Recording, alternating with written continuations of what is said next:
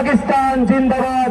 তাহলে আমরা আজকে এই স্বাধীন বাংলাদেশে বলতে চাই, বাংলাদেশ জিন্দাবাদ, বাংলাদেশ জিন্দাবাদ। এটাই আমাদের জাতীয় স্লোগান। 1 ইঞ্চি জমি নিয়ে কেউ যদি ছিনিমিনি খেলার চেষ্টা করে, তাদের জায়গা এই বাংলাদেশের মাটিতে হবে না ইনশাআল্লাহ। দেশীয় ভারতীয় বুদ্ধিজীবীরা উঠে পড়ে লেগেছে। তারা বলতে চায় জয় বাংলা নাকি বাংলাদেশের স্লোগান, জয় বাংলা নাকি মুক্তিযুদ্ধের স্লোগান। আর আমরা বলি জয় বাংলা বাংলাদেশের স্লোগান নয়, জয় বাংলা খুনি হাসিনার ধর্ষণের স্লোগান, জয় বাংলা ভোট চোরের স্লোগান, জয় বাংলা টাকা পাচারের স্লোগান, জয় বাংলা বাংলাদেশকে লুটপাট করার স্লোগান।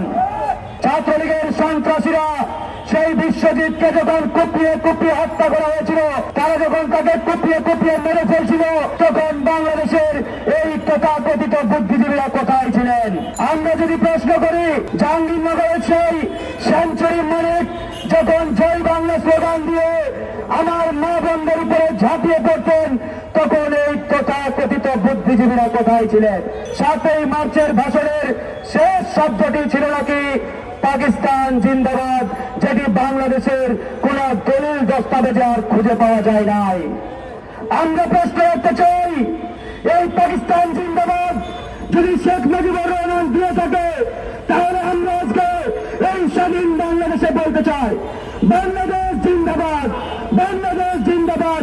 এটাই আমাদের জাতীয় স্লোগান। শুধু ভারতকে দেওয়া ইকোনমিক জোনগুলো বাতিল করলেই হবে না, একই সাথে দীর্ঘ 17টি বছর ভারতের সাথে যে সকল অবৈধ চুক্তি করা হয়েছে, লেনদেন করা হয়েছে, সে সকল চুক্তি বাতিল করে জনগণের সামনে এটা উন্মুক্ত করে দিতে হবে। আমরা দেখতে চাই এই 56,000 বর্গ মাইলের কোন কোন এলাকা খুনি হাসিনা ভারতকে নিঃশর্তভাবে হস্তান্তর করেছে। আমরা সে সকল চুক্তি জানতে চাই, দেখতে চাই, এবং তার বিরুদ্ধে আমাদের যে লড়াই, এই লড়াই চলবে বন্ধুগণ। আমাদের বক্তব্য পানির মতো পরিষ্কার। এই 56,000 বর্গ মাইলের নির্মুখদের, সুতরাং 1 ইঞ্চি জমি নিয়ে কেউ যদি ছিনিমিনি খেলার চেষ্টা করে, তাদের